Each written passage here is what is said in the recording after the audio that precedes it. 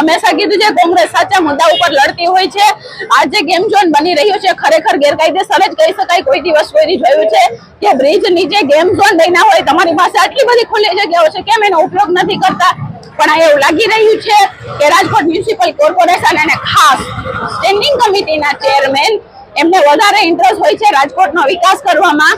એ ઘણી બધી રીતે સમજાવી દેતા હોય છે કે અમે વિકાસ કઈ રીતે કરતા હોય છે, પણ મને એવું લાગે છે કે સ્ટેન્ડિંગ કમિટીના ચેરમેનના જે મળતિયાઓ છે એમને ખુશ કરવા માટે અને એમને કામ ધંધા મળી રહે એના માટે ગેમ ઝોન તૈયાર કરવામાં આવી રહ્યો હોય। કારણ વારે વારે સમજાવવાની કોશિશ કરી રહ્યા છે કે અમે ગેમ ઝોન શું કામે બનાવી રહ્યા છીએ, જે ખરેખર ગેરકાયદેસર અને અયોગ્ય છે।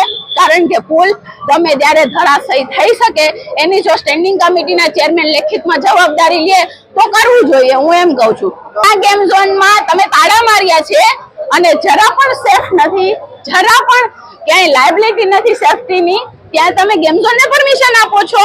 એટલે તમે કઈ રીતના શાસન કરી રહ્યા છો, લોકોને હેરાન કરી રહ્યા છો, જે બિઝનેસ કરે છે, ધંધા કરે છે એમને તમે હેરાન કરી રહ્યા છો અને તમે ખુદ અયોગ્ય રીતે ગેમ ઝોન બનાવો છો। અને ખાસ જ્યારે ટીઆરપી કાંડ થયું એના ઉપર જે હજી તમે સબક નથી લીધો કે ઘટના કોઈ પણ જગ્યાએ બની શકે ને આવડા મોટા અંડરબ્રિજ નીચે કે જ્યારે કોઈ પણ ઇસ્યુ થાય તો બીજો ટીઆરપી ગેમ ઝોન નો કાંડ બની શકે એવી સ્થિતિ છે, ત્યારે તમે આ બુદ્ધિનું પ્રદર્શન કરી રહ્યા છો।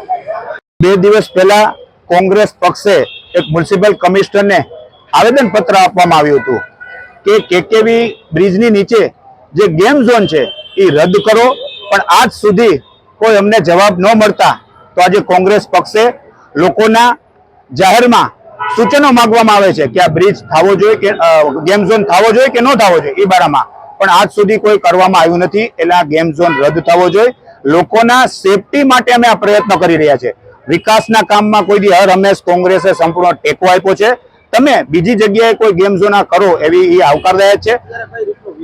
અમારો આજે વિરોધ એ છે કે લોકોના સૂચન માગી કે ગેમ ઝોન થવો જોઈએ કે નહીં, એનો મોબાઈલ નંબર, એનું નામ, આ પદ્ધતિથી અમે કોંગ્રેસે અહીંયા એક કાર્યક્રમ રાખવામાં આવ્યો છે।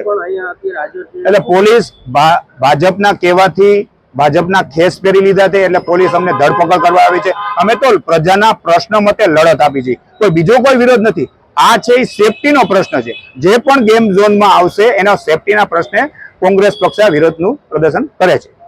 કોંગ્રેસ વિરોધ નથી કરતી, મેં હંમેશા કીધું છે કોંગ્રેસ સાચા મુદ્દા ઉપર લડતી હોય છે। આ જે ગેમ ઝોન બની રહ્યું છે ખરેખર ગેરકાયદેસર જ કહી શકાય। કોઈ દિવસ કોઈ જોયું છે કે બ્રિજ નીચે ગેમ ઝોન બન્યા હોય, તમારી પાસે આટલી બધી ખુલ્લી જગ્યાઓ છે,